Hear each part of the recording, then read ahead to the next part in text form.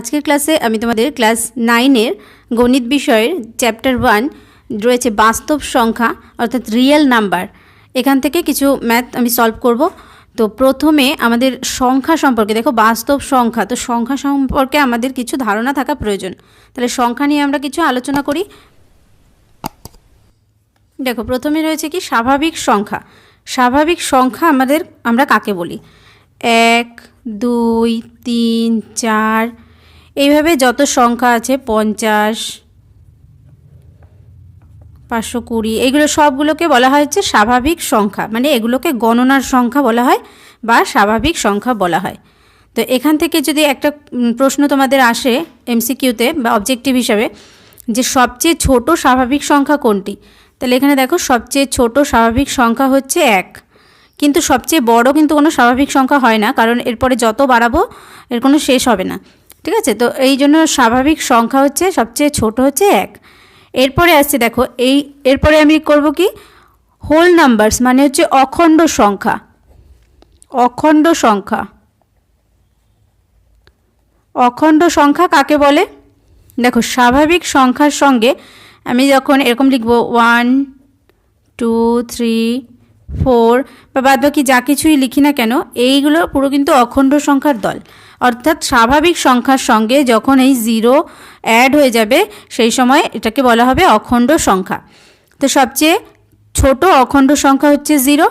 এবার স্বাভাবিক সংখ্যাকে প্রকাশ করা হয় n লেটার দ্বারা। স্বাভাবিক সংখ্যাকে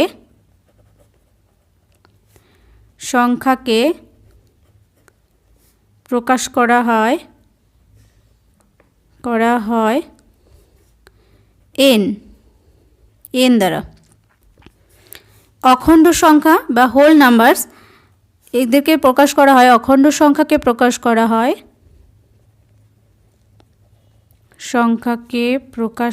হয়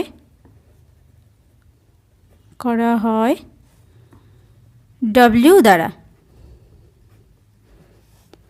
তাহলে স্বাভাবিক সংখ্যা কি বোঝা গেল? আমরা যে সংখ্যাগুলো গণনার জন্য ব্যবহার করি 1, 2, 3, 4, 5 তারপরে যা যা আছে সবই, সবচেয়ে ছোট স্বাভাবিক সংখ্যা 1।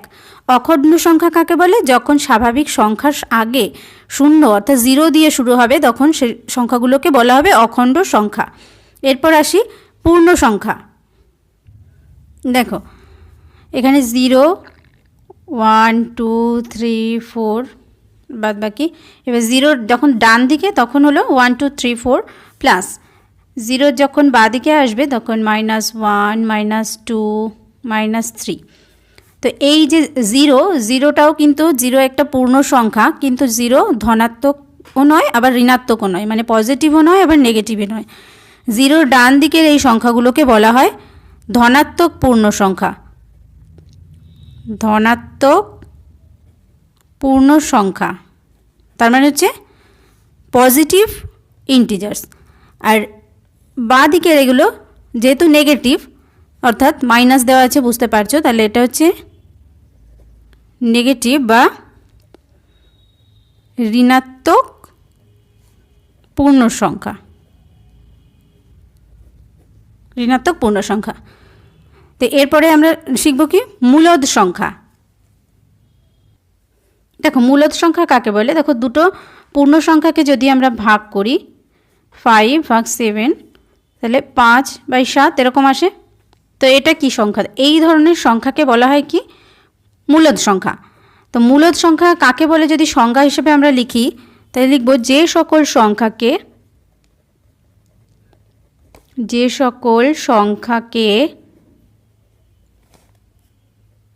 p/q আকারে প্রকাশ করা যায় যেখানে p এবং q পূর্ণ সংখ্যা এবং q ≠ 0 তাদের মূলদ সংখ্যা বলে। তাহলে দেখো এটাই দেখো 5/7, তাহলে 5/7 যদি হয় তাহলে 5/7 মানে কি? তাহলে এটা p/q, তাহলে এটা হচ্ছে পি বাই কিউ আকারে আমরা লিখছি। এবার বলছে যে পি এবং কিউ পূর্ণ সংখ্যা এবং Q not is equal to zero. Q মানে কি হর, তার মানে এটা not is equal to zero, তার মানে এটা কখনো জিরো হবে না। কারণ কি জিরো যদি হয়, জিরো কখনো যখন ধরো 5/0 এরকম যদি হয়, তো এরকম কখনো হয় না, এটা হয় না, কারণ এক্ষেত্রে একে আনডিফাইন্ড বা অসঙ্গত বলে, অসঙ্গত বলে। কিন্তু দেখো যদি এরকম থাকে, 5 ধরো একটা পূর্ণ সংখ্যা রয়েছে, তাহলে যদি 5 পূর্ণ সংখ্যা হয়, তাহলে তাকে কি আমরা পি বাই কিউ আকারে লিখতে পারি? তাহলে দেখো 5 মানে 5-এর নিচে 1 আছে, তাহলে এটা পি বাই কিউ আকারে লিখছি। তাহলে এটা হচ্ছে পি বাই কিউ আকারে লিখতে পারছি। তাহলে q not is equal to zero, তাহলে এখানে কিউ মানে হর, হর not is equal to zero, অর্থাৎ q not is equal to zero. তাহলে এখান থেকে একটা আমাদের মানে যে প্রশ্ন হয় যে সকল পূর্ণ সংখ্যাই কি মূলদ সংখ্যা, তাই আমরা এখানে লিখতে পারি সকল পূর্ণ সংখ্যাই মূলদ সংখ্যা, সকল পূর্ণ সংখ্যাই মূলদ সংখ্যা। তো দেখো সকল পূর্ণ সংখ্যাই মূলদ সংখ্যা আমরা পেলাম। এবার একটা প্রশ্ন দেখো যে সকল মূলদ সংখ্যাই কি পূর্ণ সংখ্যা। তোমাদের বইতে এই কোশ্চেনগুলো রয়েছে, আমি এখানে সলভ করে দিচ্ছি, দেখবে 11 দাগে রয়েছে, ওগুলো অঙ্ক সলভ করার আগেই আছে, তোমাদের আলোচনার মধ্যে দেখিয়ে দিচ্ছি। দেখো এখানে 11-র 1, 2, 3 তিনটে কোশ্চেন রয়েছে, আমি এখানে আলোচনা করে দিচ্ছি। সকল মূলদ সংখ্যাই কি পূর্ণ সংখ্যা। দেখো তাহলে 1-2 হচ্ছে এটা একটা কি মূলদ সংখ্যা, এটা একটা মূলদ সংখ্যা, যেহেতু একে আমরা পি বাই কিউ আকারে প্রকাশ করতে পারছি এবং কিউ মানে হর not is equal to zero. কিন্তু 1-2 পূর্ণ সংখ্যা নয়, কিন্তু 1-2 পূর্ণ সংখ্যা নয়। পূর্ণ সংখ্যা কাকে বলে আগে আমরা দেখেছি, পূর্ণ সংখ্যা নয়। তাহলে সব মূলদ সংখ্যা পূর্ণ সংখ্যা নয়, সব মূলদ সংখ্যা পূর্ণ সংখ্যা নয়।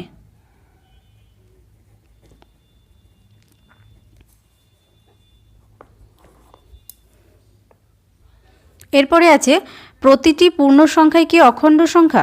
দেখো -1, 5 এটা তো একটা পূর্ণ সংখ্যা, এটা হচ্ছে ঋণাত্মক অর্থাৎ নেগেটিভ, ঋণাত্মক পূর্ণ সংখ্যা। তাহলে এই সংখ্যাটি কি অখণ্ড সংখ্যা। এটি অখণ্ড সংখ্যা নয়, তার কারণ এটি অখণ্ড নয়, বলছি দাঁড়াও, এটি অখণ্ড সংখ্যা নয়। অখণ্ড সংখ্যা নয় তার কারণ কি, অখণ্ড সংখ্যা থাকতে গেলে আমাদের 0 আসতে হতো প্রথমে, কারণ 0 দিয়েই শুরু হয়। তাহলে এটা হচ্ছে অখণ্ড সংখ্যা নয়, তার কিন্তু এটা পূর্ণ সংখ্যা। তাহলে প্রতিটি পূর্ণ সংখ্যাই কি অখণ্ড সংখ্যা, তো এটি অখণ্ড সংখ্যা নয়। তাহলে বলতে পারি, তাহলে বলতে পারি প্রতিটি পূর্ণ সংখ্যাই অখণ্ড সংখ্যা নয়। এবার দেখো দুটি মূলদ সংখ্যার মধ্যে যদি আরেকটি মূলদ সংখ্যা বের করতে পারে, দুটি মূলদ সংখ্যার মধ্যবর্তী আর একটি মূলদ সংখ্যা বের করার সূত্র। দুটো মূলদ সংখ্যার মধ্যবর্তী আর একটি যখন মূলদ সংখ্যা বের করতে বলবে, সেক্ষেত্রে সূত্র হবে x + y/2। এই সূত্র অনুযায়ী আমাদের অঙ্কগুলো করতে হবে, যেখানে x y, তার মানে x y মানে x সবসময় y এর থেকে ছোট হবে। এরপরে রয়েছে আরেকটা সূত্র, যখন দুটো মূলদ সংখ্যার মধ্যবর্তী আরও অনেকগুলো মূলদ সংখ্যা বের করতে বলবে, দুটি মূলদ সংখ্যার মধ্যবর্তী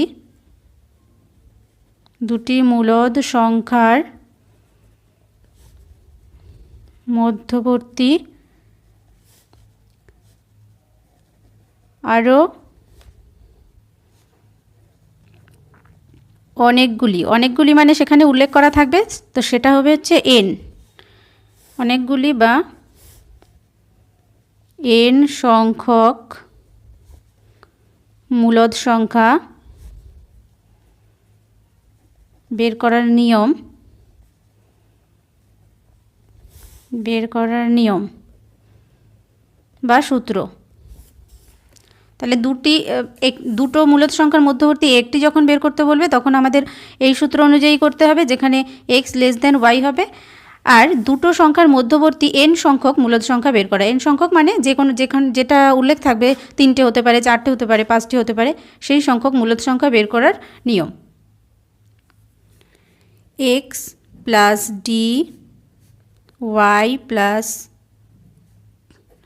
x plus 2d x plus 3d। এবার n সংখ্যক মানে তাহলে x প্লাস nd। এই সূত্র অনুযায়ী আমাদের বের করতে হবে, যেখানে d is equal to y minus X by n plus 1, যেখানে d is equal to y minus X by n plus 1। তো আমি তোমাদের একটা অঙ্ক করে বুঝিয়ে দিচ্ছি, তাহলে দেখবে বুঝতে সুবিধা হবে। তোমাদের বইতে এখানে রয়েছে, দেখো 20 দাগে রয়েছে, আমি 3 ও 4-এর মধ্যে 3টি মূলদ সংখ্যা হিসাব করে লিখি ও সরল রেখায় বসাই। 3 ও 4-এর মধ্যে কটা মূলদ সংখ্যা? 3টি মূলদ সংখ্যা বের করতে বলেছে। চলো দেখে নিই। দেখো 3 ও 4-এর মধ্যে 3টি মূলদ সংখ্যা বের করতে বলেছে। তাহলে আমাদের সূত্র কি? x plus D x plus 2d x plus 3d। যেহেতু 3টে তাহলে 3d। এবার d ইজ ইকুয়াল টু, আমরা ডিটা বের করে নিই। d is equal two, d এর সূত্র কি দেখো, y মাইনাস এক্স। তাহলে 3 যদি x হয়, 4 যদি y হয়, তাহলে y মাইনাস এক্স মানে হচ্ছে y minus X by n plus 1 is equal to, y হচ্ছে 4, x হচ্ছে 3, n কত? n হচ্ছে দেখো 3টি মূলদ সংখ্যা বের করতে বলেছে, তাহলে 3 প্লাস 1 ইজ ইকুয়াল টু, 4 থেকে 3 গেল 1, 3 আর 4, 1/4। তাহলে d পেলাম আমরা 1/4। এবার আমরা এখানে যদি d এর মানটা বসিয়ে দিই, তাহলে আমরা দেখো মূলদ সংখ্যাগুলো পেয়ে যাচ্ছি। তাহলে x সমান কত? 3। তাহলে x সমান 3 প্লাস d সমান 1/4। নেক্সট আছে x সমান 3 প্লাস 2d মিনস হচ্ছে 2 ইন্টু 1/4। তারপরে রয়েছে x হচ্ছে 3 প্লাস 3d, তাহলে 3 ইন্টু 1/4। তাহলে কত হচ্ছে দেখো, 3 যোগ 1-এর 4 হয় হচ্ছে 4, তাহলে 3 4 12 যোগ 1, এটা হচ্ছে 2-এর 4, তাহলে হচ্ছে 4, 3 4 12 যোগ 4 1 4, তাহলে 2 1 2, এটা হচ্ছে কত 3 যোগ 3-এর 4, 3-এর 4, তাহলে 4 লসাগু, 3 4 12 যোগ 4 1 4, তাহলে 3 1 3 সমান 13, 4, 12 আর 2 14, 4, 12 আর 3 15/4। তাহলে 3 ও 4 এর মধ্যবর্তী মূলদ সংখ্যা 13/4, 14/4, 15/4। এবার এগুলোকে সরল রেখায় বসাতে বলেছে। তাহলে যদি এটা সরল রেখা হয়, এখানে 0 1 2 3 4, 1 2 3 4, এদিকে আসলে মাইনাস -1 -2, এদিকে যতদূর সম্ভব বাড়ানো যায়। তাহলে এখানে বলা হচ্ছে 3 ও 4 এর মধ্যবর্তী মূলদ সংখ্যা, তাহলে আমরা 3টে বের করলাম। এখানে হবে তাহলে 13/4, 14/4, 15/4। এর পরের অঙ্কটি রয়েছে দেখো 21, নিজে করি। 1-এর 3 ও 2-এর 5-এর মধ্যে 3টি মূলদ সংখ্যা লিখি ও সরলরেখায় বসাই। তাহলে এখানে 1-এর 3 = x, 2-এর 5 = y, আর এই যে 3 = n। তাহলে আমাদের এর মাঝখানে তাহলে 3টে মূলদ সংখ্যা বের করতে হবে। তাহলে x + d একটা, x + 2d, x + 3d, x + 3d। তাহলে d = এখানে বের করি, d = y - x / n + 1। তাহলে এখানে y কত আছে 2/5, 2/5 - x কত আছে 1/3, 1/3, আর n আছে 3, 3 + 1। তাহলে লসাগু 3 × 5 = 15, 5 × 3 = 15, 3 × 2 = 6 - 3 × 5 = 15, 5 × 1 = 5, আর নিচে হচ্ছে 3 × 1 = 4 সমান 6 - 5 মানে হচ্ছে 1।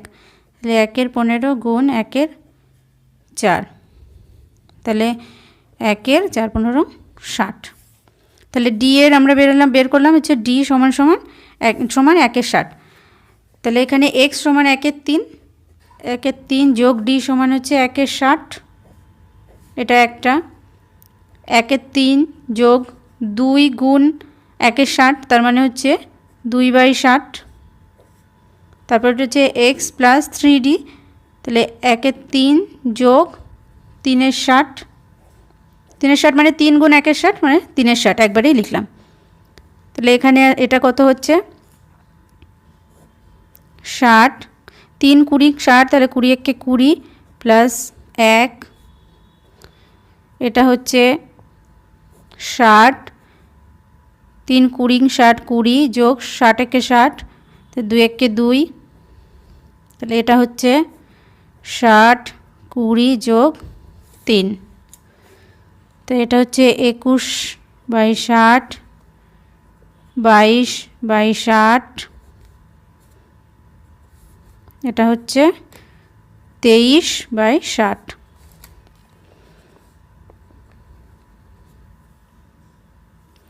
তো এটাকে যদি 3 দিয়ে কেটে দিই, 3 × 7 = 21, 3 × 20 = 60, তাহলে হচ্ছে 7-এর 20, এটা 2 দিয়ে কাটি, 11 × 2 = 22, 30 × 2 = 60, তাহলে হচ্ছে 11-র 30, আর এটা হচ্ছে 23/60। তাহলে আমরা পেলাম 1-এর 3 আর 2-এর 5-এর মধ্যে, তাহলে 1-এর 3 ও 2-এর 5 এর মধ্যে 3টি মূলদ সংখ্যা হলো 7-এর 20, 11-র 30 আর 23-এর 60। এবার এটাকে সরলরেখায় বসাতে বলেছে। তাহলে এখানে একটা সরলরেখা আঁকি।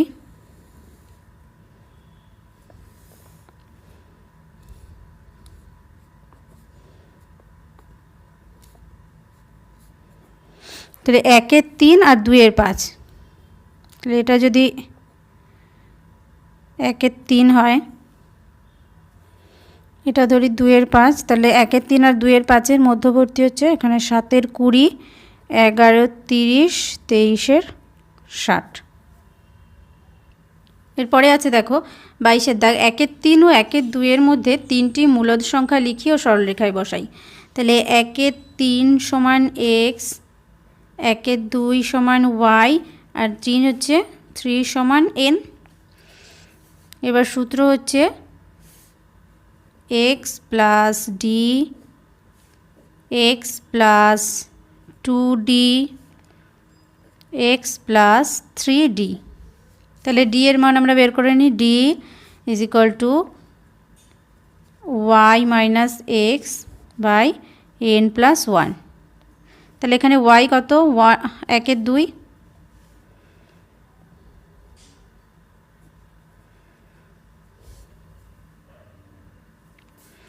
তাহলে 1-এর 2 বিয়োগ x কত 1-এর 3, নিচে n হচ্ছে 3 যোগ 1, সমান 1-এর 2 বিয়োগ 1-এর 3, তাহলে লসাগু হচ্ছে 6, লসাগু হচ্ছে 6, 2 3 দুগুণে 6, 3 বিয়োগ 3 দুগুণে 6 2, 3 আর 1-এ 4 সমান 3 বিয়োগ 2 হচ্ছে 1, তাহলে 1-এর 6 গুণ 1-এর 4 সমান 1-এর 24, তাহলে আমরা ডি পেলাম 1-এর 24। তাহলে এক্স কত? এক্স হচ্ছে 1-এর 3, তাহলে সমান 1-এর 3 প্লাস ডি কত? 1-এর 24, 1-এর 24। পরেরটায় এক্স কত? 1-এর 3 যোগ 2d মানে 2 গুণ ডি, ডি হচ্ছে 1-এর 24, তাহলে 2 গুণ 1-এর 24 হয় 2-এর 24। নেক্সট কত আছে? এক্স প্লাস 3d, এক্স হচ্ছে 1-এর 3 বা 1/3 প্লাস 3 গুণ 1-এর 24, তাহলে 3-এর 24। নেক্সট দেখো 24 লসাগু, 3 8 24, 8 যোগ 24 1 24 1 সমান এটাও 24, 8 যোগ 24 1 24, তাহলে 2 1 2, এটাই সমান 24, 3 8 24 8 1 8 প্লাস 24 1 24, তাহলে 3 1 3, এটা হচ্ছে 8 1 9 বাই 24, এটা হচ্ছে 8 2 10 বাই 24, এটা হচ্ছে 8 3 11 বাই 24। তো এটা কেটে দাও, 3 3 9, 3 8 24, এটা 2 5 2 10, 2 12 2 24, এটা যায় না, তাহলে হচ্ছে 3-এর 8, 5-এর 12, 11-এর 24। তাহলে 1-এর 3 ও অতএব 1-এর 3 ও 1-এর 2 এর মধ্যে 3টি মূলদ সংখ্যা হলো 3-এর 8, 5-এর 12, 11-এর 24, এটাই উত্তর। আর সরল রেখায় বসানোটা আমি তোমাদের নেক্সট যেদিন কোষে দেখি অঙ্কগুলো করাবো, তো সেই দিন আমি তোমাদেরকে ভালো করেই বুঝিয়ে দেবো। তো আজকের ক্লাসটা এই পর্যন্ত। নেক্সট ক্লাসগুলো পাওয়ার জন্য তোমরা চ্যানেলটিকে সাবস্ক্রাইব করে নিও, পাশে থাকা বেল আইকনটিকে প্রেস করো সমস্ত ভিডিওগুলোর নোটিফিকেশান পাওয়ার জন্য। Thank you.